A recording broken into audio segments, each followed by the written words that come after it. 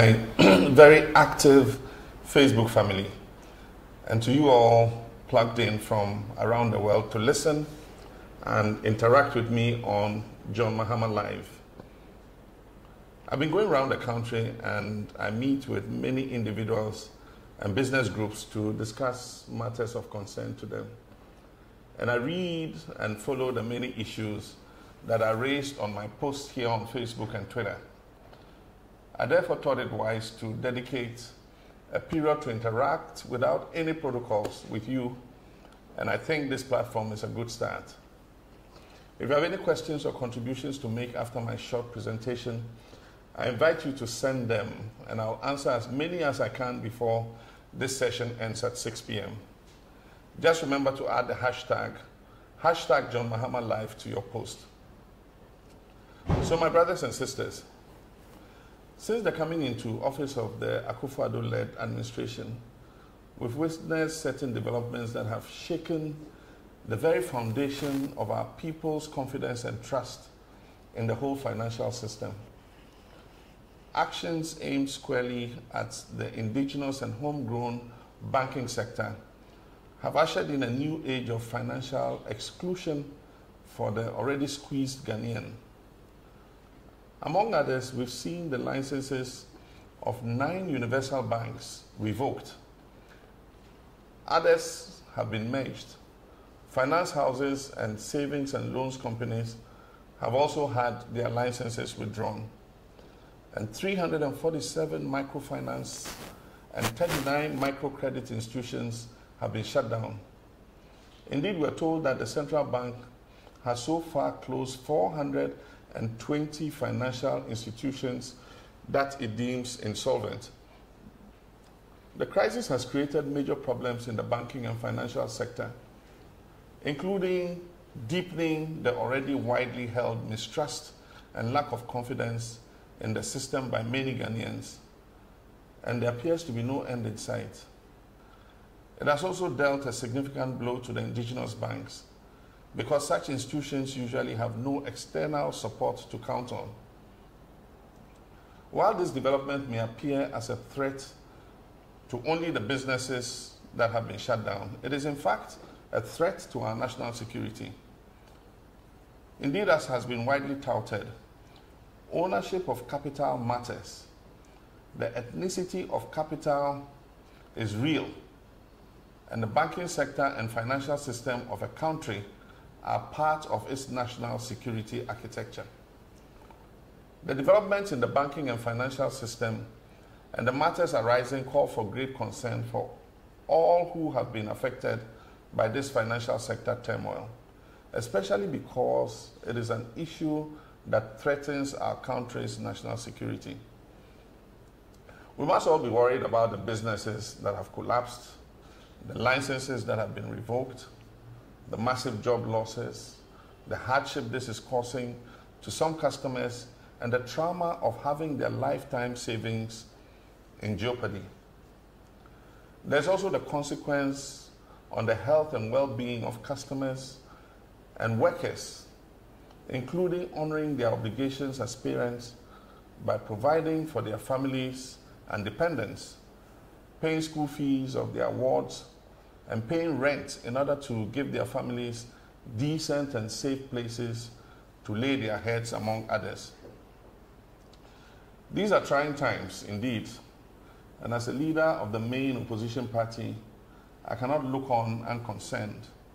We cannot look on without our voices being heard and without being on the side of the many people who may be agonizing over the situation because they have lost their capital investments, they've lost their lifetime savings, their jobs, their businesses, or the fear that their deposits are in jeopardy and are therefore uncertain about their future and that of their families. Those who've been hardest hit by these unfortunate developments include especially market women, artisans, cocoa farmers, and the many operators in the informal sector of the economy whose hard work and yet modest earnings oil the wheels of our national economy. In all, it is estimated that more than 20,000 people have already lost their jobs as a result of the financial sector shutdowns. The number could be even higher when you take into account the indirect job losses occasioned by this crisis. Apart from the livelihoods lost, the resolution cost of nearly 20 billion Ghana cedis, as we are told, ultimately becomes a burden on the Ghanaian taxpayer. This comprises the 12 billion for the universal banks that were shut down, another 7 billion provided and expected to be used for the saving and loans institutions and finance houses, and approximately another 1 billion for the microfinance institutions. The current provisions made for the debt in the mid-year review budget amounts to about 3% of GDP, and will, together with the fresh debt incurred in the energy sector over the period of the Akufo-Addo administration, put the fiscal deficit above 11%. And it will move Ghana closer to the debt distress threshold of 60% debt to GDP ratio, even with the rebased figures. There are many valid questions to ask, including whether the revocations and the mass closures were the best options under the circumstances, or whether there were no other options available to resolve the problem. What part did the debt owed by government to its contractors and suppliers play in the insolvency of these financial institutions? And to what extent did the utterances and posturing of the central bank create panic that resulted in a run on many of these financial institutions? It is tried knowledge that no bank or financial institution, no matter how big, can survive if there is a rush on investments, especially when induced by the pronouncements of policymakers or regulators. We can also ask, what role did the macroeconomic challenges and energy sector crisis of the past several years have on the slide into insolvency of some of these banks? And what due diligence did the Bank of Ghana do on the situation before commencing these closures? This is not the first time Ghana has faced a crisis in our financial sector. The Financial Sector Adjustment Program, popularly called FinSAP, during the 1990s, used the Non-Performing Assets Recovery Trust, NPAT, as a vehicle to offload the toxic liabilities of the banks and clean out the financial sector. During the world financial crisis, it was not uncommon that many countries, because of the strategic nature of their domestic financial institutions, provided bailouts in exchange for equity in order to prevent a chaotic meltdown of their financial sectors. As it is, our central bank chose the path of a chaotic resolution and has created grave social and commercial dislocation, with an accompanying huge debt that governments has no clue how to even begin paying down. The Policy Working Group on Finance and Economy that I set up recently is studying and analyzing the situation with a view to coming up with pragmatic steps that we can employ, not only to restore the confidence of our people in the banking system, but also to ameliorate the suffering imposed on the customers and staff of these financial institutions caused by the poor handling of the crisis by this administration. The Policy Working Group will also come up with plans for restoring the indigenous stake and participation in this all-important sector.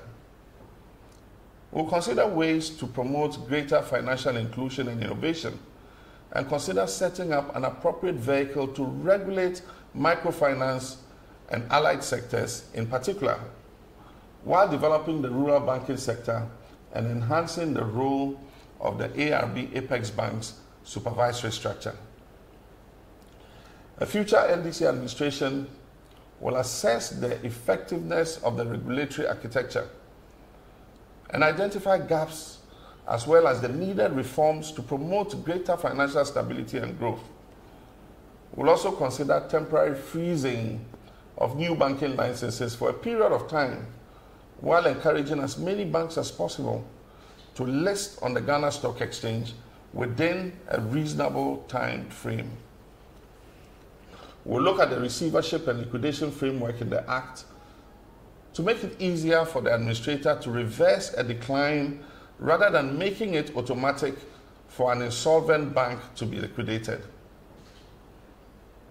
While at it, we call on the Akufo-Addo administration to lift the veil on the beneficial shareholders of the Ghana Amalgamated Trust and to curb its supposed predatory bailout assaults on the remaining banks, which include state-owned banks.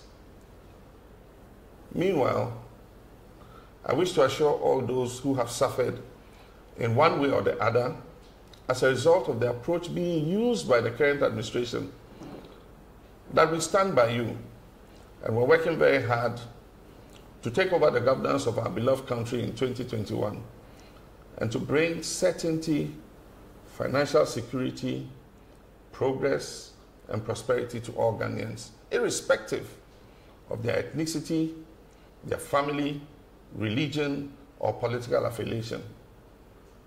Thank you very much. And I'll now go through your contributions and questions and answer them.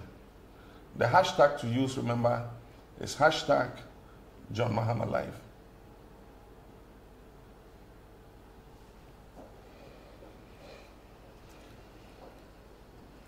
Isaac Obo, I see you're watching from the USA. And the question is, what will you do with this situation if given the opportunity? Isaac, thank you very much. Indeed, like I said, closures and revocation of licenses are a last resort when nothing else can be done. I believe that the better option is to look at how the situation can be salvaged. It is only when you have nowhere else to turn that you resort to closures and revocation of licenses. The current revocation of licenses and closures has caused mass dislocation and has created very serious implications for credit financing of our small and medium enterprise sector. And it's going to take several years for us to climb out of it. I gave the example in the 1990s when we had toxic liabilities in most of our financial sector. What happened was the government of the day created what we call a bad bank and offloaded all the toxic liabilities into the bad bank. It was called the Non-Performing Assets Recovery Trust. And it cleaned out the balance sheets of the banks. It put in better regulatory measures. And then the bad bank went after the debts that it had inherited. And a lot of the money was recovered and it went back to the government purse. Now, as it is, 20 billion Ghana cedis is the debt of this clean out. And the taxpayer, you and I, have to pay this money. I believe that there's a lot that government could have done. For instance, the questions I asked, how much did government owe its contractors and suppliers? Which, if government had paid, will it have made some of the banks liquid enough to continue to operate? And the point you even have to ask is, how much did they owe each other? Because there are cases where microfinance companies owed savings and loans companies. There are cases where savings and loans companies owed banks, universal banks.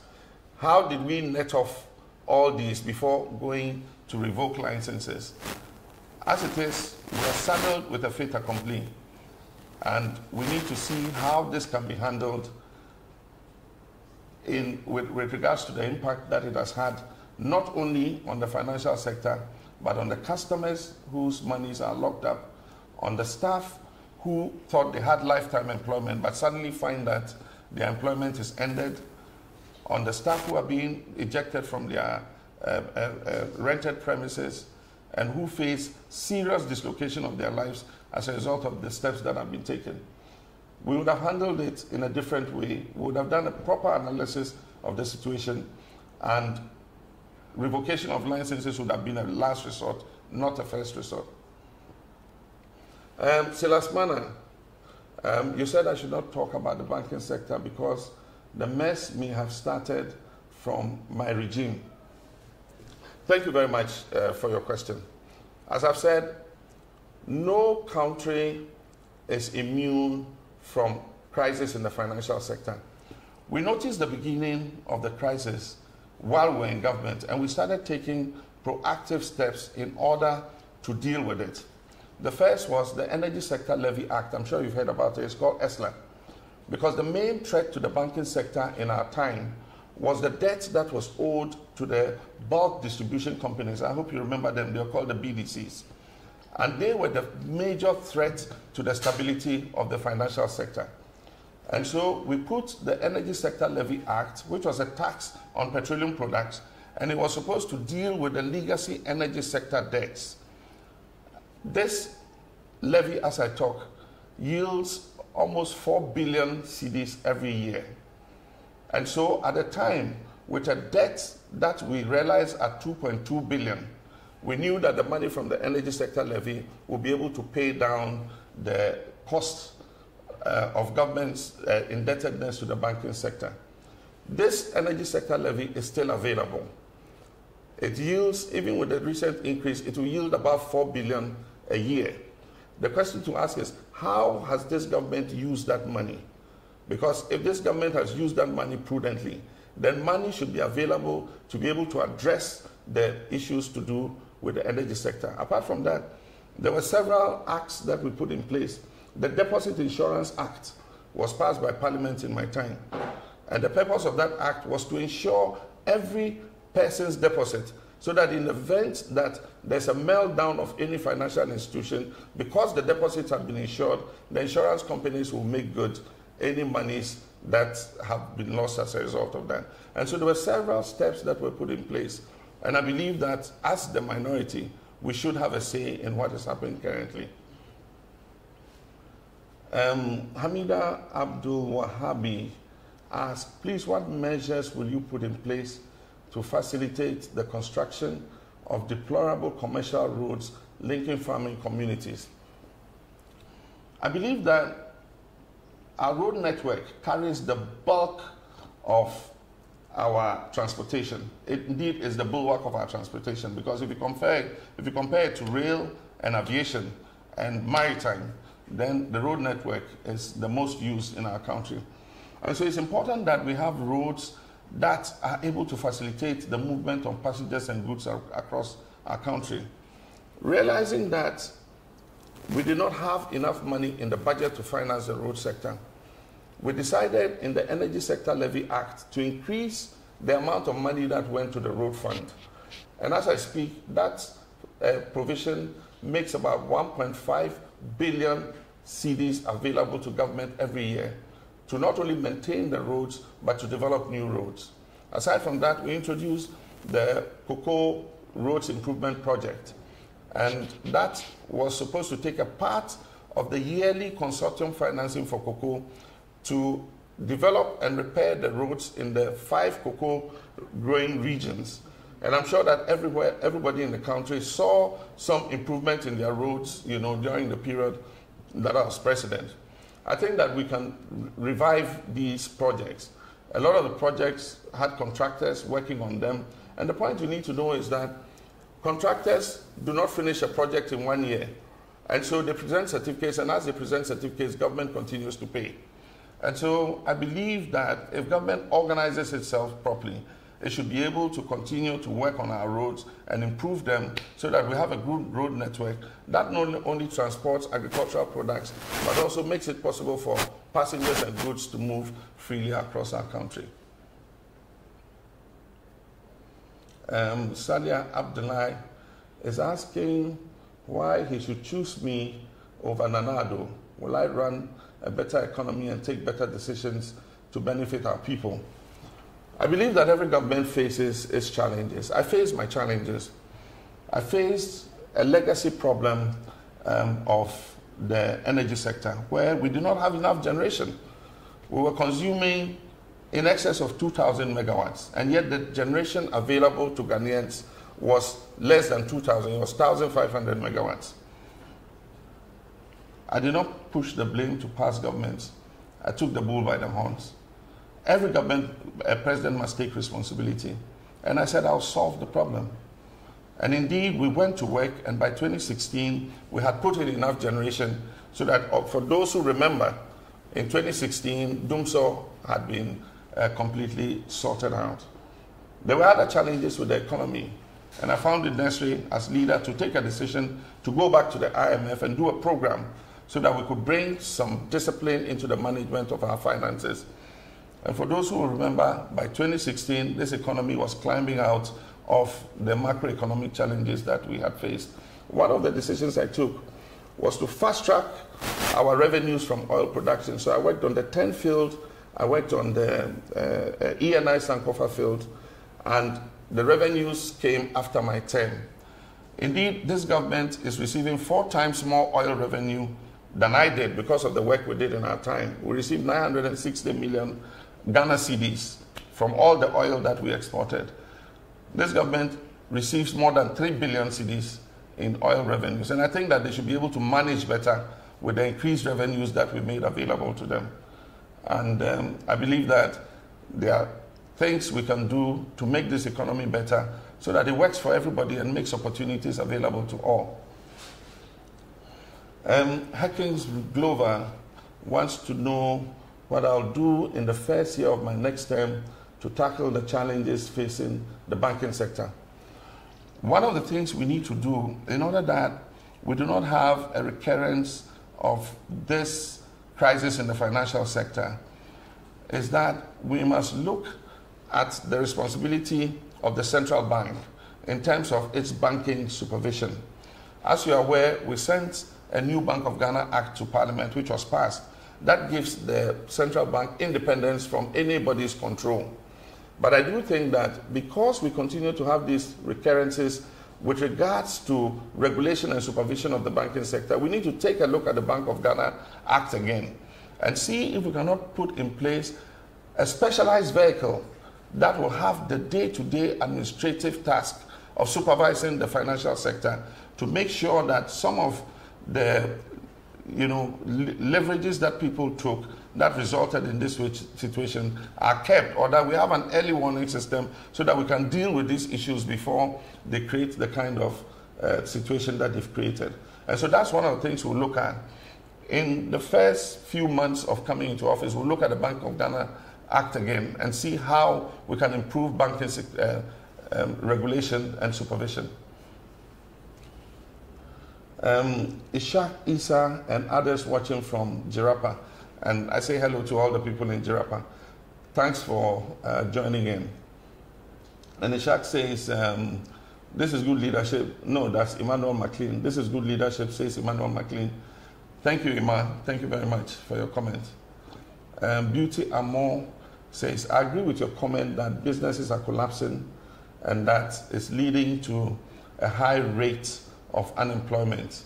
That is true. From the rough estimation that we have, about 20,000 people have lost their jobs directly if you take all the category of the 420 financial institutions that have collapsed. But we've not even added the indirect job losses, because right now, as I speak, there are small and medium enterprises that depended on the banks and the microfinance institutions for capital to continue to do their business. And now, because of the collapse of these institutions, they are unable to get that credit to be able to do their business. Others have their capital locked up in these institutions. And so as a result of that, layoffs are occurring. And so by the time we do the total calculation, I'm sure that in excess of 40 to 50,000 people, probably would lose their jobs because of this financial sector meltdown. Mr. Mahama, can we trust you to do the things you're saying about the financial sector and the economy? Alex Bafo. Alex, I'm a person who takes responsibility, and I give the example with the energy crisis. I believe that government should be sincere and take responsibility. I mean, after 3 years of being in power, what use is it to continue to blame your inability to deliver on the previous government? People take a decision to entrust you with the responsibility of running the country. Yes, actions of previous governments might create difficulties for you, like I inherited, like President Mills inherited, like President Kufuor inherited. Nobody inherits a country where there are no challenges, but you must take the responsibility to deal with those challenges. And I am a person who takes responsibility. If I take the helms of this country, I will assess, I'll tell the people of Ghana what it is I have inherited and what steps I'm going to take to deal with them, like I did in my previous term in office. Mohammed, let's see who's this. Suleiman Yahya says, Mr. President, we miss you a lot, so we're working hard to bring you back in 2020, inshallah. Alhamdulillah, Mohammed, thank you very much. And I believe that let's all work together and create the prosperity and dignity that we want for this country.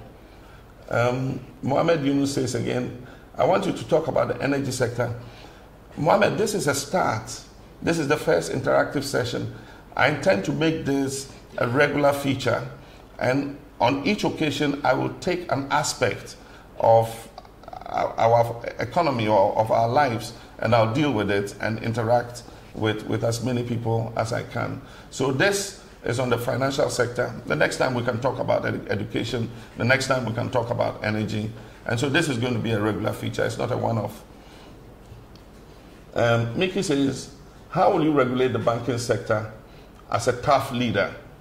The responsibility for regulating the banking sector rests primarily with the central bank. But of course, government is not divorced, from the effects that will happen if that regulation is not carried out well. And that's why I'm saying that as president, I'll take another look at the Bank of Ghana Act, and we will create a special purpose vehicle that has the day-to-day responsibility of regulating that sector in order that what we're seeing today does not happen again. And so that's one of the things that we can do. Ademu says, please, we want Radio Gold and Muntie back on air. I think it's a pity that these two stations have been taken off. The authorities are hiding behind regulation and law, but in the end, it is about free speech and it's about press freedom. I believe that Nana Akufo-Addo, who touts himself as a human rights advocate and an advocate of free expression and free speech, must feel very embarrassed about the closure of these two stations. The bottom line is that these stations are deemed to be anti-government and pro-opposition, and that's the main reason behind their closure. The authorities are hiding behind the law and everything. The duty of regulation, when it has to do with the rights and freedoms of people, is not to vitiate those rights. It is to create a situation where you are able to correct any infractions of the law that have taken place. And so if Radio Gold and XYZ have infracted the law, the duty of the NCA is to assist them to come within the ambit of the law. And so give them a period and tell them that within this period, we want you to come back, on the side of regulation. But to just shut them off, they go to the electronic tribunal, the head of the tribunal has resigned. Government will not, I can tell you, government is not going to appoint a new judge for that tribunal because they don't want the cases to be heard. And so XYZ and Radio Gold have been shut because the president thinks that they are saying things that he does not like. And I believe that it does not help. It does not help our democracy. I was criticized by many journalists and many stations, but the point is, if you want to consolidate our democracy, you must have a big heart to accept criticism. Unfortunately, this president cannot accept criticism. Our press freedom credentials are on the downslide. Journalists don't feel safe. If you attack government, people come after you. I think it's a very, very bad narrative that this government is taking us through. Recently, Professor Karim, my former professor in the University of Medium Foundation for West Africa fame, said that this government's credentials in terms of press freedom are bad. And so I think that the president should wake up and listen and do something about it. There's a leader who digs down to the issues thoroughly, says Senior Said. Thank you very much, Said.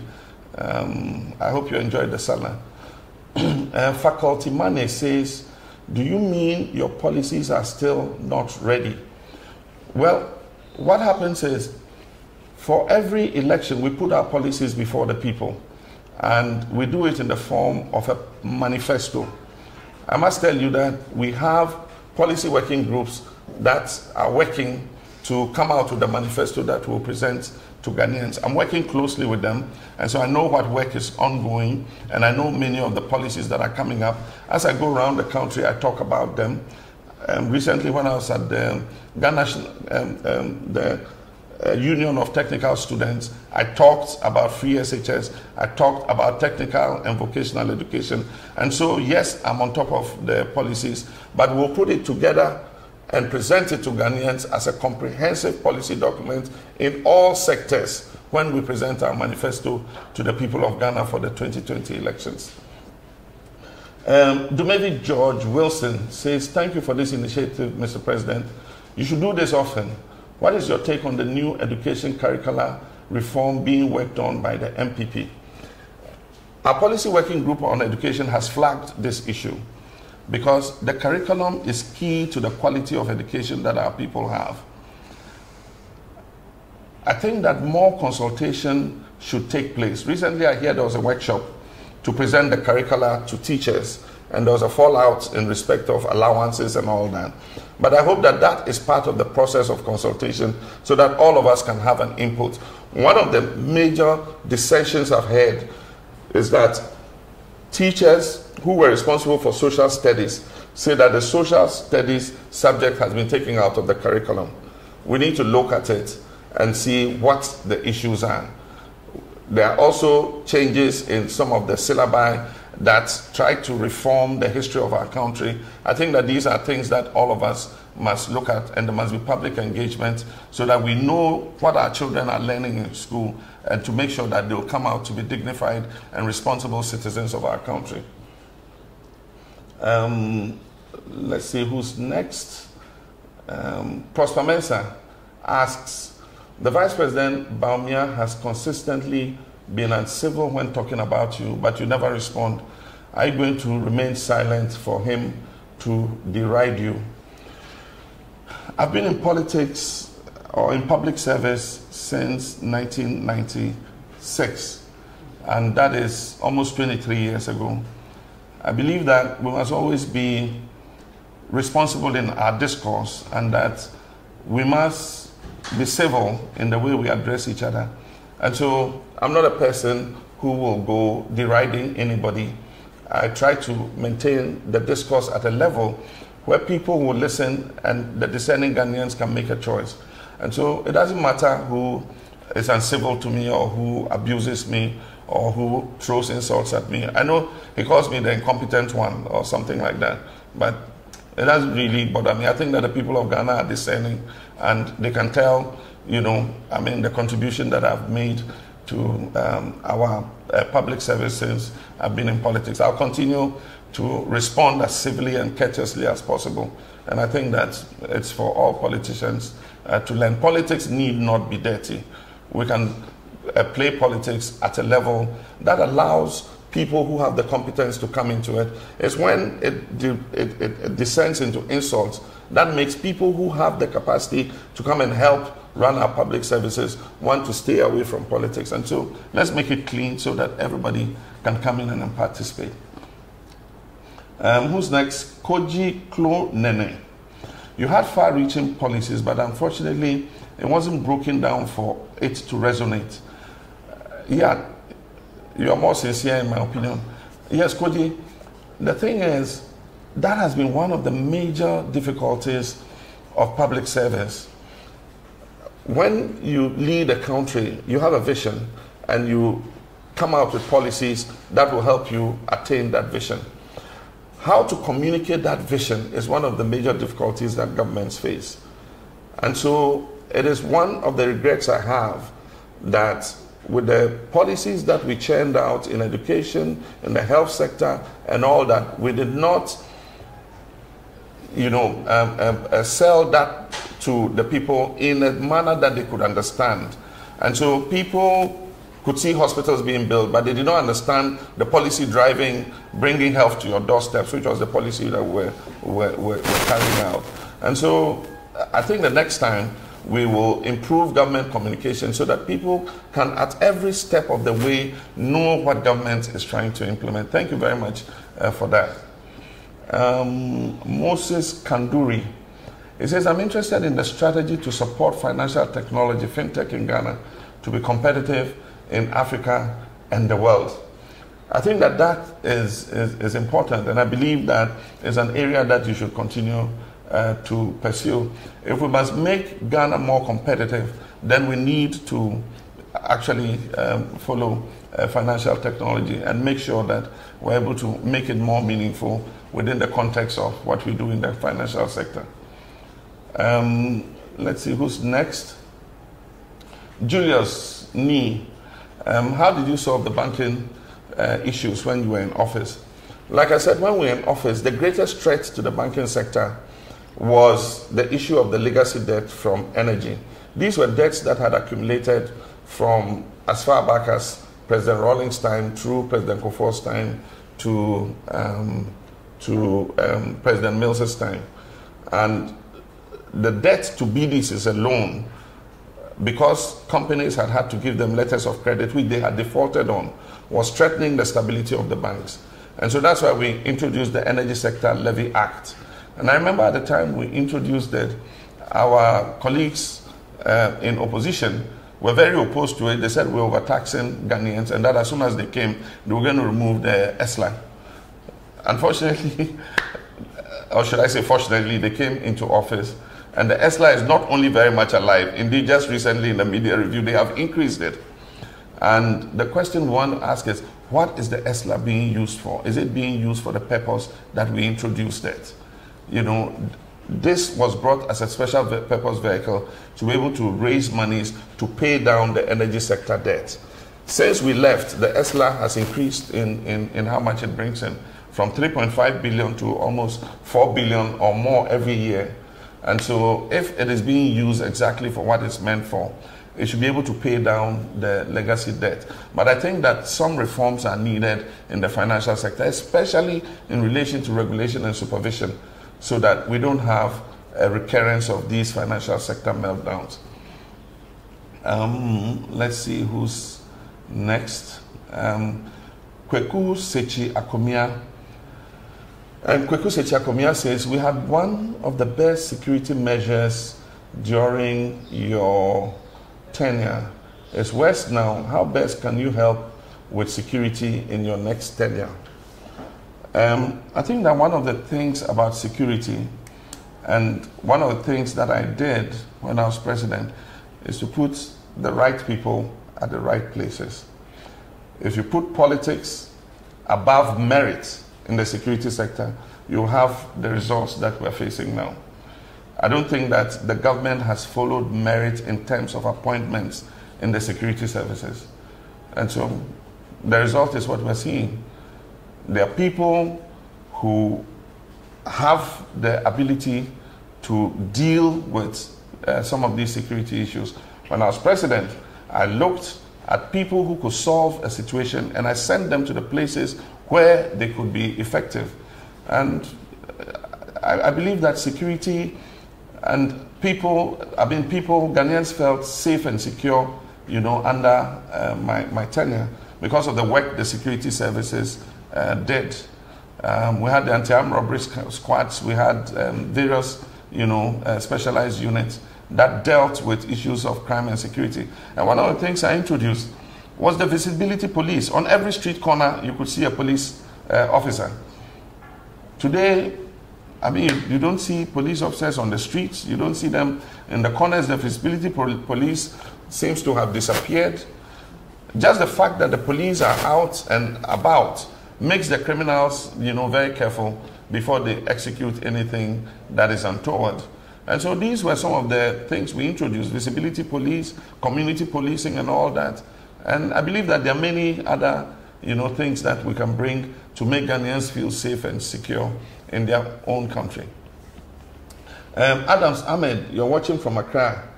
You want to know what policies I would recommend to get private businesses to become the engine of growth. I believe that they must not only be the engine of growth, and it's not only private businesses. I believe that indigenous Ghanaian private businesses must be the engine of growth. If you look at the contribution of the Ghanaian private sector to our GDP, compared to the 70s, it has fallen. In the 70s, the contribution of the Ghanaian private indigenous sector was above 50% of GDP. Today, the assessment has not been made, but I believe it's far less than 50%.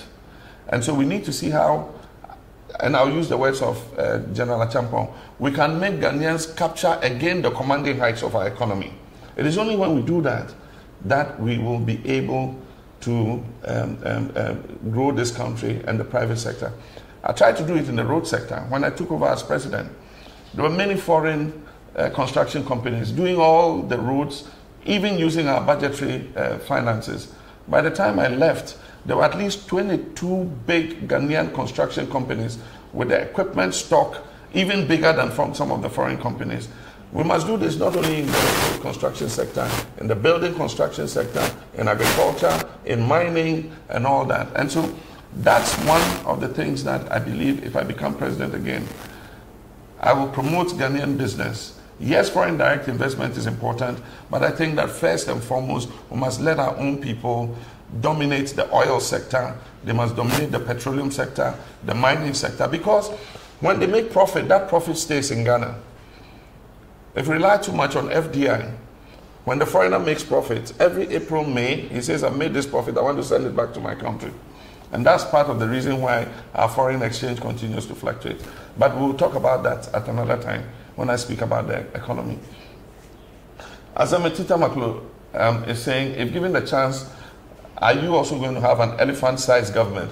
I think 2 days ago I spoke about it, and I recommended to the president that he should reduce the size of his government by about 40 ministers immediately. He can let 40 ministers go. It will not have any effect at all on the current performance of his government.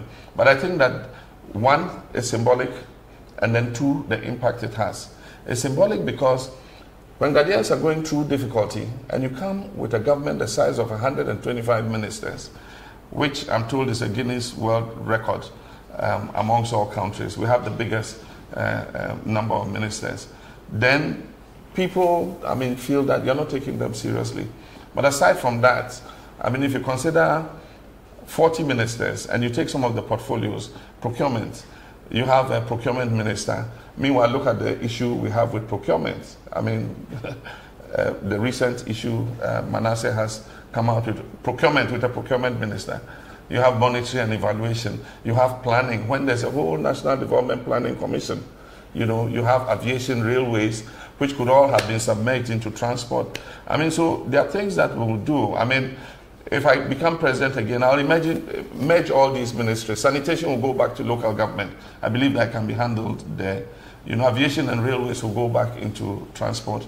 For business development, procurement, and all those other ministries, they will just be scrapped completely and will drastically reduce the size of government. I believe that the government and the nation can run with a smaller number of ministers than we currently have. Let's see. We have some more time, so let me see who's next. Henry Abutu, looking at the over 20 billion to be spent, don't you agree that the cost of collapsing these financial institutions could have been used to do same? Indeed, some people have come to say that we could have bailed out these financial institutions with a fraction of the 20 billion that we're going to spend to clean up. And I don't know how much, but if we had 20 billion to spend, I don't believe that these institutions would have gone under. And so that's why I asked all those questions.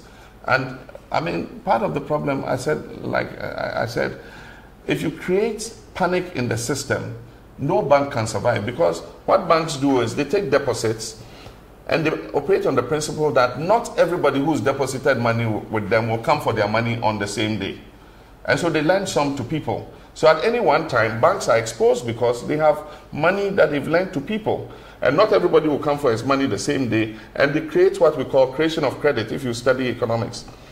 And so if the regulator creates a panic situation by the pronouncements he makes, you must reach 400 million capitalization by this day, or else I'm going to shut you down. And then every day you open the bank doors and everybody is going and taking his money, any bank will collapse. Even Barclays, if everybody goes there today and takes his money, Barclays Bank will collapse. And so what kind of situation did we create? You know, that led to what happened. But I think that it's crying over spilled milk.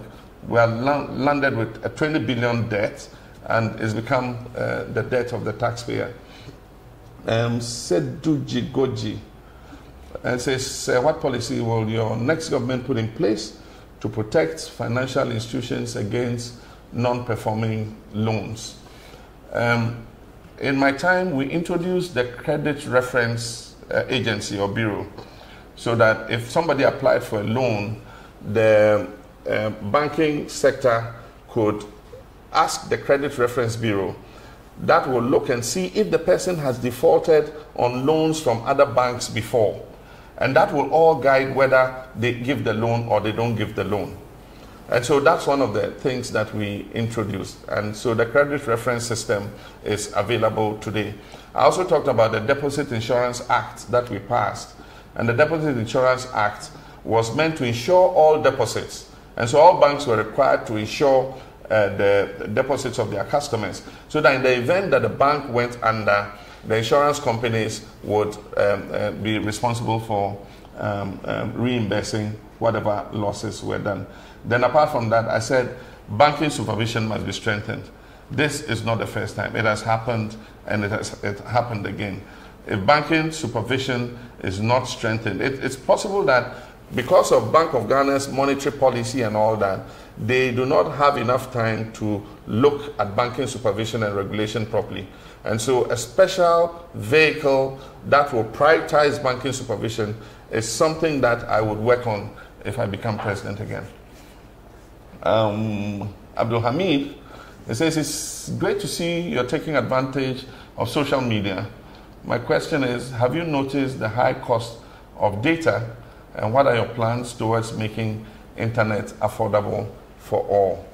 Well, Hamid, you know, I was Minister of Communications before, and one of our objectives in all this liberalization that took place and the IT revolution was to make, you know, telecommunications and IT affordable for all people. Unfortunately, the cost continues to go high, also because of the taxation that is put on it. Recently, government has increased the communication service tax again. And so that affects both voice calls and data. And so what we need to do is to see how we can cut down costs as much as possible. The more you have traffic, the more cheaper the costs become. We worked on the infrastructure when I was minister in order that we could have, you know, voluminous traffic. We were responsible for all the subsea cables, you know, optic fiber cables that were put, and then we're laying optic fiber across the whole country in order to create the infrastructure so that data can move as fast as possible. And we believe that investment in the infrastructure can help to bring down the cost. But we must also look at the taxes and other things that come with these telecommunications. It says,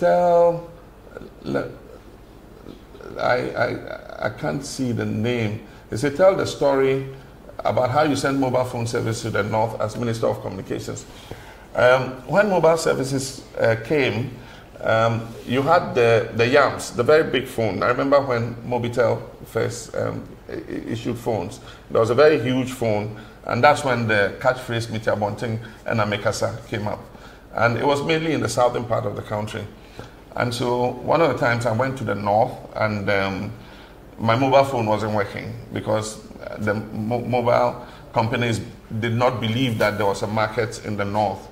And so I challenged them, and at that time the chief executive of Mobitel, he told me that if you can get me 100 customers who will subscribe to our mobile phones, if I put a mast in Tamale, I'll immediately go and put a mast in Tamale. So I went to my friends, I grew up in Tamale, and I said, if you get a mobile phone, would you want it? Would you use it? He says yes. So I collected 100 signatures, names, addresses, and everything, and I went and gave it to the Mobitel manager at the time. I said, look, I have 100 customers for you, so go put your mast there. And so he did. And all the 100 people or more, by the time they put the mask, there were like 300 people waiting for phones. And that is how Tamale got mobile services. And then, of course, from there, we got Ghana Telecom to also put masts in places, and then mobile services spread across the whole country. Charles Nyame from Asamankasi, he says, what's the secret behind your honesty? You never fear to tell the truth to people. I think that should be at the bottom of our politics, that we must be frank to our people and let them understand what the challenges are. Because it's only when people understand the challenges that you're dealing with in government that they can empathize with you and have the ability to sacrifice in order that we all build a better Ghana. And so I'll continue to be as frank as I can. I'll continue to tell the truth to people. In the last election, I say we faced what we call an incumbency disadvantage, because I knew what the economy could take. And I knew that some of the lofty promises being made, could not be supported by the state of the economy at the time. I met people who said, oh, well, MPP is promising, so you to promise anything. After all, it's the political power you want. But when you have the power and you're faced with delivery on the promises, what do? And so I'll always tell the truth to the people of Ghana. If I get voted to serve, I'll serve. And it's left to the people to decide. Well, it's already 1 hour, and I've enjoyed this session very much. The questions and comments were dropping so fast, but I'm happy I answered as many of them as I could. As I said, this is not the last interaction. This is just the first. I'm going to try and interact with you on as varied topics as possible. Education, agriculture, economy, healthcare. And so we'll interact again. And for those of you who could not get through to me to answer the questions, I'm sure that we'll find a way of looking at your questions, and if we can get back to you, we'll do that. But join me again, and let's continue to engage with the hashtag John Mahama Live. I'll be back with you again soon. Thank you very much.